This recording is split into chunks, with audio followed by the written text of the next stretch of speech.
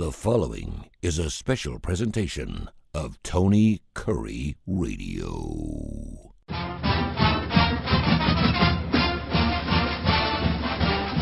Welcome back to another UAB Director's Chair. He is the UAB Athletic Director, Mark Ingram. He joins us every single week right here on the TKR app. Of course, you may be listening to this on the app as we run it live 5 times a week. You may be actually doing a podcast. We're available on every major industry. It may be on Spotify, or maybe you're here on our Tony Curry YouTube channel. And we got some new exciting things that we're going to be doing on YouTube coming up here in the next week and a half that is going to be helping out not only TKR, but UAB Sports as a whole, UABsports.com. So we'll get some more details on that coming up here shortly. But first, Mark Ingram, second show of 2024. What's up, my friend? How you doing? I'm excellent. How you doing, Tony? I'm doing fantastic. As we record the show here, it is January 11th, and one Nick Saban announced his retirement from college football, or at least from the University of Alabama as of yesterday. I've done sports radio. You're in sports. It's what you do. The biggest news in sports for me, I can't remember in how long. I obviously do a lot of sports on Tony Curry Radio. I did stuff on Jocks for 20, 25 years, worked at ESPN. So it's part of my bloodline, but it just kind of took me back a little bit. What were your feelings when you heard the news? Yeah, I don't being in the system here, the Alabama system, and being in our state, being an AD, and I'm friends with Greg Byrne, their athletic director. I don't have any inside information. I didn't know that was coming any sooner than anybody else.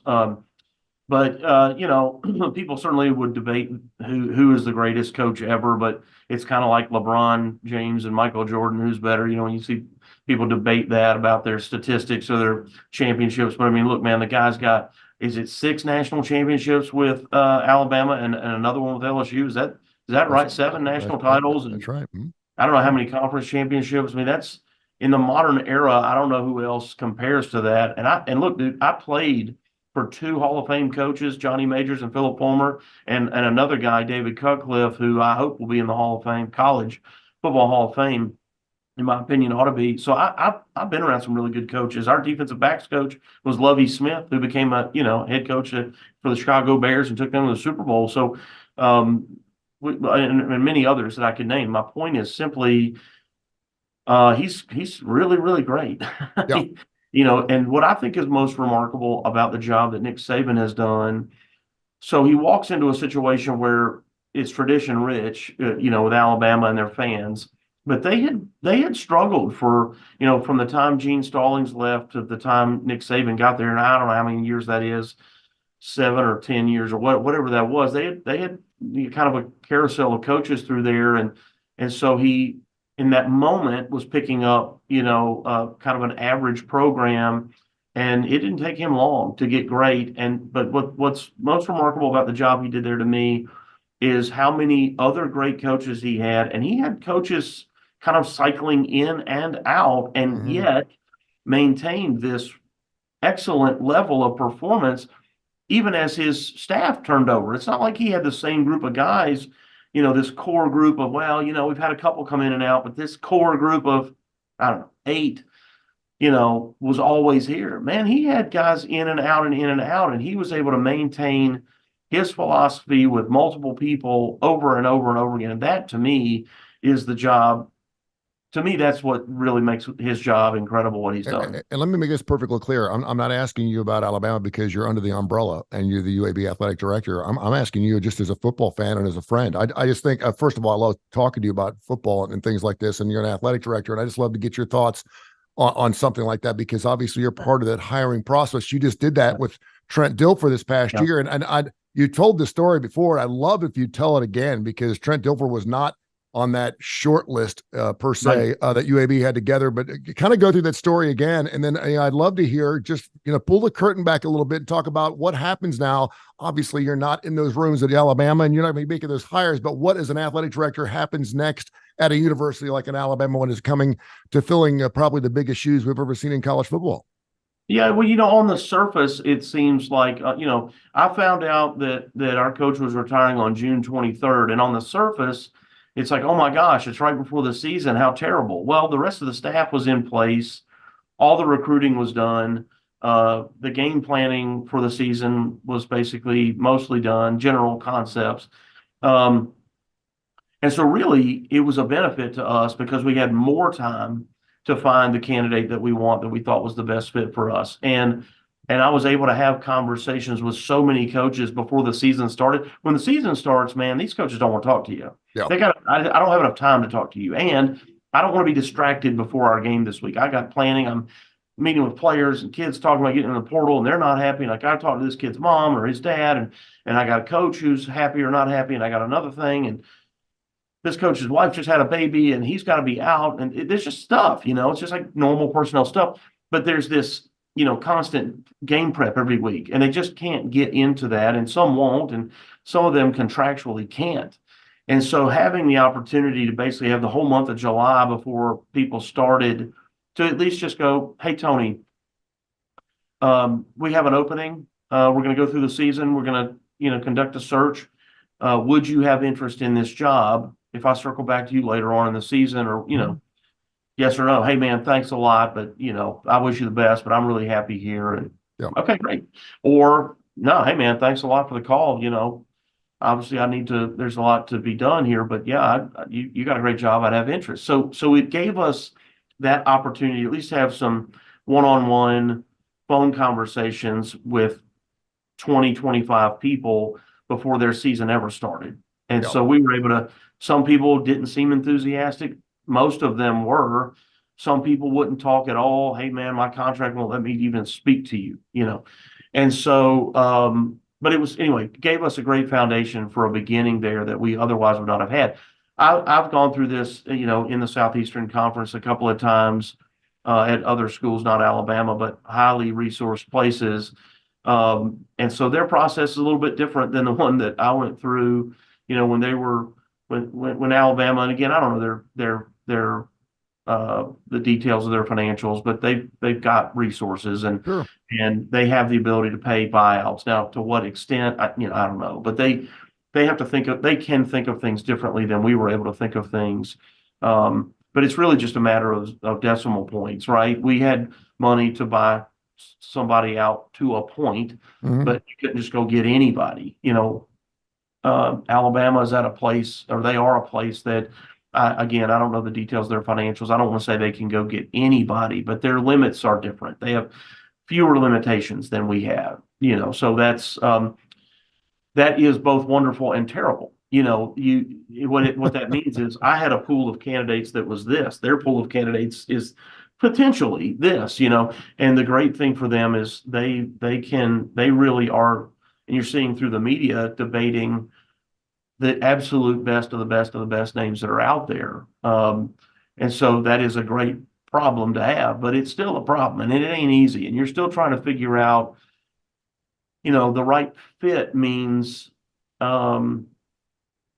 personality wise, do we just get along, you and me? Do we seem to have a good rapport? Do we seem to be able to have a friendly conversation about anything? That was one of the things that makes Trent Dilfer so great is he's so personable and so easy to talk to and get along with. And our entire athletic department staff would say that. And that's an important thing because you get into some tense situations. We don't have a lot of time to make this decision. We have a game to play, and it's not always wine and roses. You're not always winning. And so, how are you going to be when we don't win as much, or we're still going to be as cordial to each other? And, you just don't know. And it's stressful. So that's a part of it. A cultural fit. Sometimes you see coaches get hired and those coaches have had great success at the place they're at, but now they move to the other side of the country, and for whatever reason, fan base just doesn't see them as one of us. And that's unfair to a person who all they're trying to do is come do a great job. Your alma mater, but you're weighing that. How will our fans react to this? Will our fans see this as something that's a good hire? Because college football and NFL are not the same. Same size field, same shaped ball, same number of players on the field, all the same. But the NFL is about the players. College football is not. And plenty of people would love to argue with me and tell me that I'm an idiot. But Alabama fans when Bryce Young left Alabama to go to the NFL, they didn't stop being an Alabama fan. Yeah. Right? They were Bama fans because it's their state, it's their school that they went to. Like they're going to be a fan. But what it is it's about having faith in the coach. Do I have faith in the coach? And that coach is building the program that I want. Do I have faith in the coach and the AD and the president? Do I have faith in my university to have hired a person, the coach, who can then go recruit the talent, develop the talent, and produce and game plan to beat our opponent? Because I have pride in my state and my alma mater that I'm going to have no matter what. I mean, Mike Krzyzewski, look at that as a different but similar example. Mike Krzyzewski built that program at Duke. Grant Hill did not. Now, he recruited Grant Hill, and he developed Grant. He found Grant Hill. He found that talent. He identified that talent. He recruited that talent, and then he put other talent around Grant Hill to, Christian Laettner. And you might say, well, Christian Laettner could have gone anywhere. Grant Hill could have gone anywhere. Yeah, but they didn't. Yeah. They went to Duke. They went to that university to play for that guy, that coach, to be developed to become the NBA player that they became. And then when those guys left and went to the NBA, people didn't stop loving Duke. Duke fans love Duke because they trust Mike Krzyzewski, right? And so that's the difference there. And so again, to put back on the importance and the value of the head coach in the college game is so different. It's obviously important in the NFL, but Bill Belichick, who's now exiting the New England Patriots, it seems like I don't know if that's happening. Yeah, he's leaving, and Pete Carroll's gone too. And yeah, I mean, why is that? And the thing is now Jim Harbaugh, they're saying that perhaps he's wanting to go back into the National Football League. And I know there's been the question, you have to throw it out there, was Nick Saban leaving to go to the National Football League? That's not it's not going to happen. But I mean, it could be less than 1%. So you have to throw that out there. My brain is exploding with so many great questions, and because I know your answer is going to be knocking out of the park here, but I do want you to talk a little bit about it, because it's called the UAB Director's Chair. I'm going to take your Director's Chair away. I'm going to put the President's hat on your head here in a minute. I'm going to ask you what kind of hire would you make at Alabama if you would do that for me. But before I do, everyone's questioning. Nick Saban seems like he's gotten a little softer, and they only mean that in the most complimentary way. He's a grandpa. I think we all get a little softer as we get a little older, a little more feeble, but he's still got the firepower. We know that he wins a national championship, at least at Alabama, the 17 years, about every 3 years, and this would have been that third year, and it didn't happen this year. Certainly, you look at the Auburn game, shouldn't have been there. You look at the Michigan game, should have been there. It goes back and forth. It's a game of inches. So everyone's going, why now? And I think if he had thrown some things out, and I know there was a hug between him and Kirby Smart after the SEC championship game where he hugged him and said something like, I'm getting too old for this crap or something like that. And of course, some people read into that. I think he says that after every game that's a difficult game at Alabama. I'm getting too old for this. We all say that stuff. But first of all, were you surprised at the timing at the age of 72? And then obviously he's still at the top of his game. And do you give any credence to maybe he's just tired, or maybe this NIL thing is just finally wearing his ass out and he's like, you know what, I've had enough of the college game? Or do you think he just said, listen, I've done everything I can do here. Maybe it's just time to hang it up and ride off in the sunset with Miss Terry? I think all those things are possible, yes. I have 4 kids, and my third child, Charlie, has been trying to play college football. He's a senior in high school, and so he's been to some camps at Alabama. He's been all over the place. And but through that, and only through that, have I been around Coach Saban, who seems to have a ton of energy now. And again, as a compliment, because he is the age of he's younger than my parents, but he's actually my father-in-law is about his same exact age. My parents and my wife's parents are not, they're different. Her parents are younger. That's my point. Oh. Anyway, and his energy level compared to my father-in-law is night and day. And so, again, a compliment to him, and not to beat up my father-in-law in case you haven't listened, Bill. I love you too. But I mean, Nick Saban's, jogging on and off the field, and he's doing that. I mean, he looks like he's in, again, great shape. Good for him. Credit to him. And so I don't know, but I can tell you that some of the other things you mentioned, whether it's NIL, transfer portal, the new transfer rules that allow you to play immediately and transfer as many times as you want, that is exhausting to all of us in college athletics. And it's just, again, it's just this discussion of, is there going to be a super conference, or some number, top 50 or 60 or 80 schools going to break away? And That's exhausting. And all of it is opposite, is completely opposite from the way that we built the NCAA. The way we Mhm. built our organization was about trying to create competitive equality to create competition. Competition is good. And ever since we created what we call autonomy rules, which is the autonomy group is what the media calls the Power Five, the now Power Four. When we did that, we stopped trying to make things equitable and instead said, "Hey, look, if I've got the money, why can't I take my football team to Italy?" Mhm. Well, okay, I guess you can. And so when we did that, we stopped listening to the UABs and the Ball States of the world and the Bowling Greens and the Colorado States of the world. We gave those higher resource teams, we gave them balance, in decision making. And when we got cut out of that conversation, there was no more balance. Well, that decision, autonomy, is what's led to paying them cost of attendance stipends, giving them Austin awards, and now NIL and the transfer rules. And it became this snowball effect. And when people go, the NCAA has lost control. Yeah, because we created autonomy. Yeah. We should have, if we had kept things tight and pushed away this, no, we're not going to let you make your own decisions. We're going to keep things equitable for the sake of competition. We wouldn't be having these conversations today. I've But got but I've got I've got a show here on that's what it TKR. is. Yeah, I got a show on TKR. We had a show called Adapt or Perish, and it was a business show, and it's basically about you're going to adapt how business performs, or else you're going to die. You're going to perish. You have to move along with the things. And I think Nick Saban, I think a lot of people thought because of his age, he was that 3 yards and a cloud of dust guy for a very brief moment in time until next thing you know, he's throwing the football over the football field. And I think that was because of the culture of college football when he got into it in his age group. And now, of course, you're seeing, Mac, you're seeing some of these older guys who are now in their 70s and they're transforming their game and they're adapting their game. And I Yeah. remember when we went to the hurry up and in the SEC, and I want to say, gosh, it was about 6 or 7 years ago, so it was probably double that. And I remember Nick Saban. So listen, that's fine. I just want to know what's the rules. What are we doing here? Are we going to hurry up or not? Is that what we're doing here? Because it was changing the way he needed to coach his game.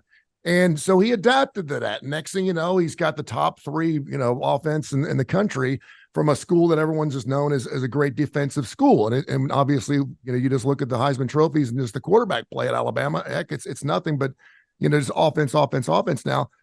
But it bothers me when someone says that something in his industry has chased him off.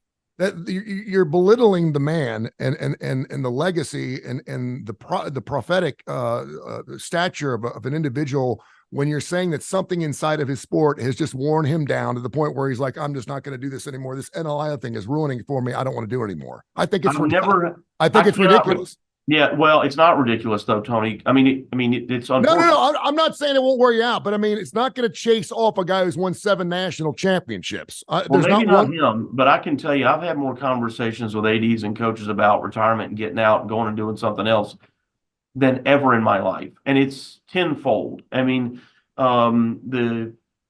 federal, the fact that there's just a lawsuit every day. I'm not happy, so I'm suing you. Yeah. And this happens on a national level, the NCAA, and it happens on our campus level. When people don't get their way, then I'm going to file a lawsuit. And it's like, what?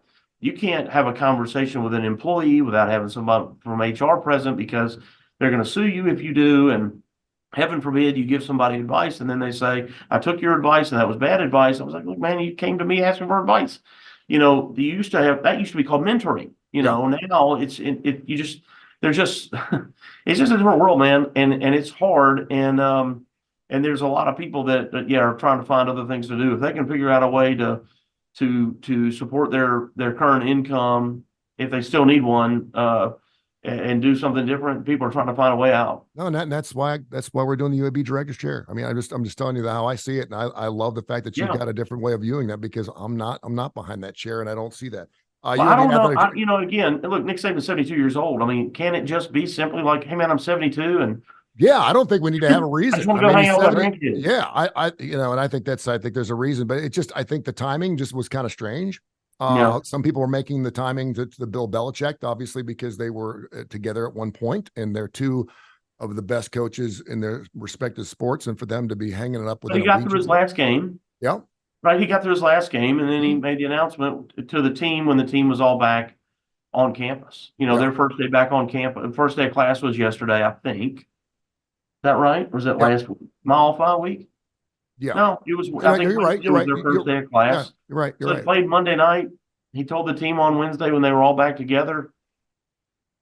I mean, later than some people, like some people ordinarily, you'd say, gosh, if you're going to make a change, this is why the early signing period is why people are getting fired in the middle of the football season, and so they can have a search and have somebody in place for Yeah. that early signing period. So on the one hand, you say, oh, that's unfortunate, but he's coaching a team. He's trying to win a championship, and he did. So, He won another conference title and knocked off Georgia, who's a great team, no doubt. So let me ask you this: as just a average Joe Schmo, and I know I can't do that because you're the athletic director at UAB and you're under that umbrella. I get that, but you're the president at Alabama, or a school that is comparable to what Alabama is. And pretty much the purse strings are as fat as you want them to be. And I realize it's a business and you have to run that business. Alabama could basically go out, and if they want to go get Pete Carroll, and I know there's going to be these crazy rumors out, and of course all these weird things are going to be happening. And do you go offer him $15 million? Is that a splash thing? Does you as a football guy, what would you do if you were at Alabama? Some people would say, let's keep it in house. Let's bring in a D'Amico Ryans, who maybe doesn't have a lot of a pedigree, doesn't have a lot of coaching situations, but he is an Alabama guy, and give him a shot. And I don't think it's about saving money, because you're not going to spend $10 million on a D'Amico Ryans. You'll probably get him for half that.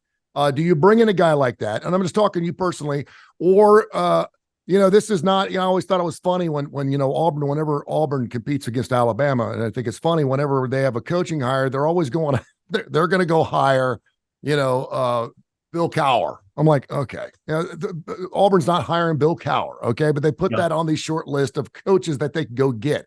Just because you're asking doesn't mean they're going to say yes. Well, so if you were president of a university like Alabama, and you've got the pedigree and your national championships and everything, how would you handle, based on what college football looks like now, and the business more than anyone, what would you do as far as your next hire goes? Well, you should never say never or always, right? So there's an exception to these kind of things, but it is rare that a person would willingly leave the NFL to go to the college game. The NFL, I don't want to say it's easier, but they do not deal with academic issues, recruiting. There's just a lot of stuff that compliance, they have rules, but it's basically like rules around the game and sometimes scouting your opponent. But basically, if a person gets in trouble, the NFL or your organization has a fine policy, or they have policies in place that handle all that, and it's between those adult professional athletes and the law or whatever. But the NFL, it mandates, is a player going to be suspended or whatever. They have, and that's all been established by the ownership. And we have some of that in the NCAA. It's just that we have more rules because we have more things to have rules about. Yeah. You don't have to have rules about academics in the NFL because they don't go to school. So it's just different. So on some level, the job in the NFL is easier because it's really just football. It is just coaching. Now, what's harder is everybody spends all their time getting a PhD on football, right? Mm-hmm. Whereas here, you're doing a lot more things. There's some PR work by the head coach in the NFL, but not nearly like the college game. Not nearly like the college game. So that doesn't mean D'Amico Ryans wouldn't come back. If I was D'Amico Ryans, I'd be staying where D'Amico Ryans is. Yeah. And I've never met the man. But now, but again, he played there, right? And I don't know where he's from. Maybe he's from Alabama, probably the South.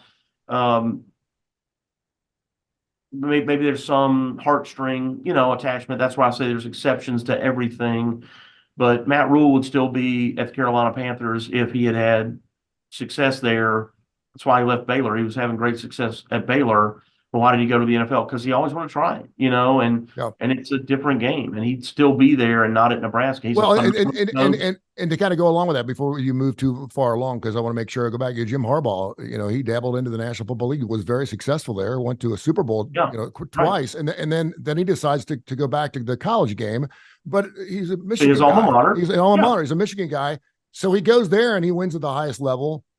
So does that mean, is it about trying to win a championship at every level? Is there a reason why he would leave the college game now to go back to the pros, knowing that he's already dabbled in that? I guess that's a little bit of a surprising. Then I want you to continue to talk. Well, I mean, I think that Jim is that great exception that we're talking about. He left the pros to go back to his alma mater. Would Jim Harbaugh have left the 49ers to go to Tennessee? No. Maybe, Yeah. but I don't know. Seems like there was something going on with him at the 49ers when he exited there. I don't remember what, but the timing was good and it worked out. And it's his alma mater.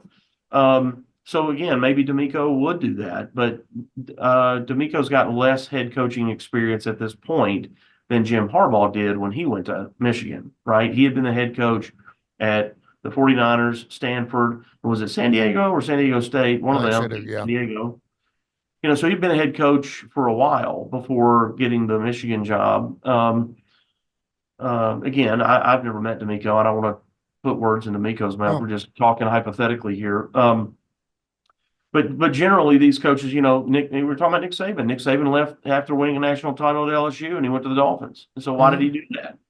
So again, I think it's because there's something around the interest and the mystique around the absolute highest level and being with the absolute highest level quality player, which is what the NFL is, the most elite level that you can, and doing that at that level is something that not all, but some coaches really covet. Do you think his legacy is tarnished in the least bit, Nick Saban's, the fact that he was not successful at some level at Miami? I don't. I mean, I just, sometimes you're just really good at what you do. And Lou Holtz wasn't successful at the Jets. yeah. Steve Spurrier wasn't successful at the Redskins. Mm-hmm. Now the Commanders was the Redskins. Pete Carroll, I don't think was very successful in the NFL prior to going to Southern Cal. He has been with the Seahawks, but wasn't he with I think he was with the Jets. Mm-hmm. Maybe it's the Jets, but no, there's a lot of people that have not done very well in college, but did do well in the pros, and the opposite. It's a different game. It's just not the same. Like I said, that's what I started with. The NFL is about the players, and college is very different, and it's more about the coaches and their ability to recruit, and develop talent. And then manage all these other things, because you may have a phenomenal best player ever, but if they're not academically eligible, they can't play. Yeah. Well, that doesn't happen in the NFL. I could talk about this all day. I really could. I think it's amazing stuff. Mark Ingram joins us here, the UAB athletic director, the UAB director's chair. You can hear the show at least 5 days a week on the TKR app and wherever you get your favorite podcast, right here on our YouTube channel. So you're the president of the University of Alabama, and you're going to make this hire because you've had so much success and you're winning a national title every 3 years. Does it make it easier for your next hire, or harder? And just hear me out, because I'm thinking to myself, okay, so do you need to go hire a guy for number one who's already won a national championship? Is that going to suffice the college football fan base? Well, this guy hasn't even won a national championship. Why? A small group. It's a very small group, and I would have said Dabo Swinney 3 years ago, but I don't think he's coming, because he's proven he's done it at Clemson. I think he's kind of grown his own garden there. I don't think, and I don't think it's slapping the Alabama's face at all that if he says no. I think he loves it there, and that's the garden that Dabo grew. But you can't expect someone to have the success that Nick Saban had, because he's the greatest coach we've ever had anywhere. So I mean, hard truth to fill, man. And listen, I'm not saying that if you didn't have some coaching pedigree and you've been coaching for 20, 30 years, you would not jump all over the Alabama job. I think it's a job you take. But it is that, well, I'll dumb it down. Van Halen's going back on the road, and they need a new Eddie Van Halen. Do you want to be the new Eddie Van Halen? Do you want to be that next guy? I mean, do you? I don't know.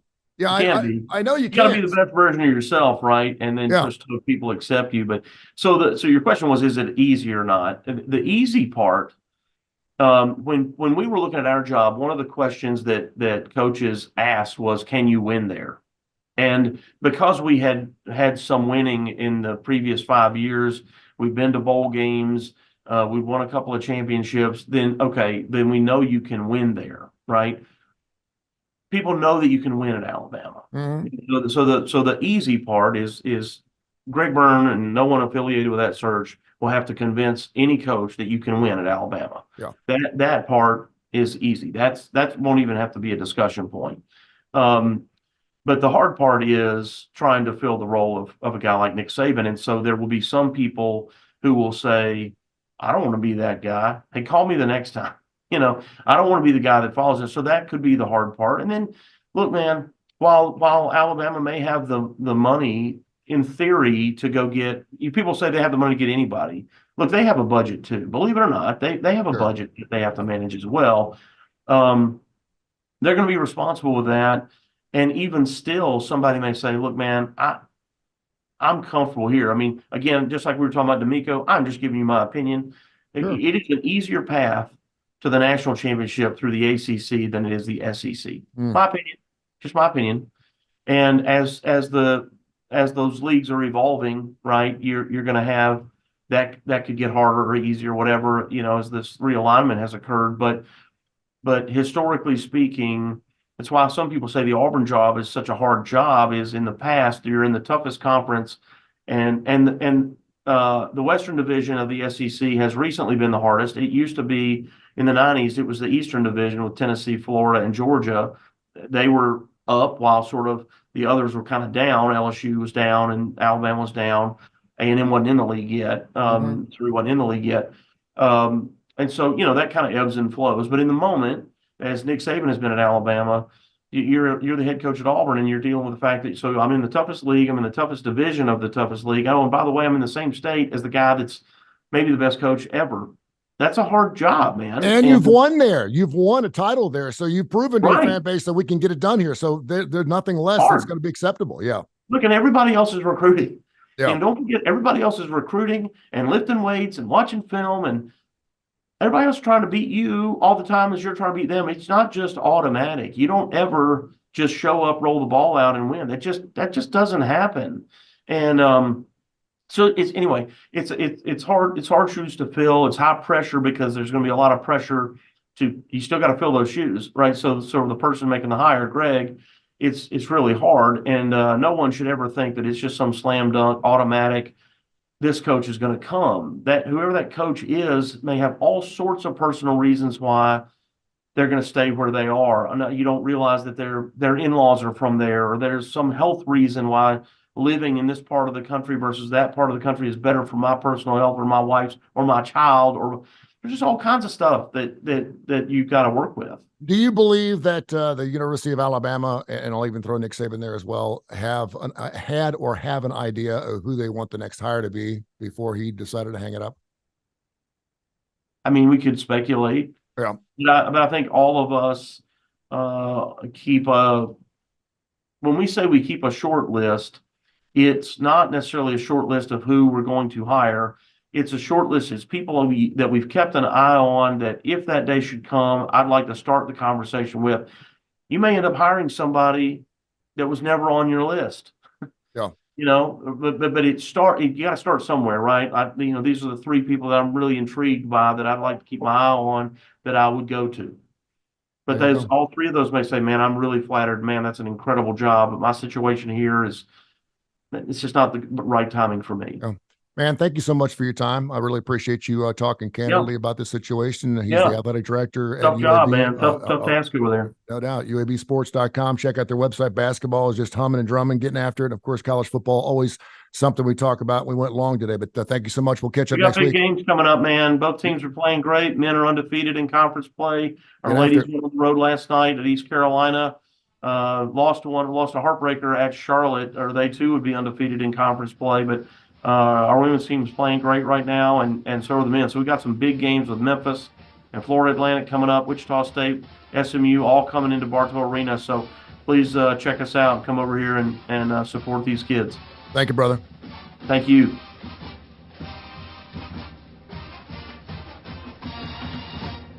This has been a special presentation of Tony Curry Radio.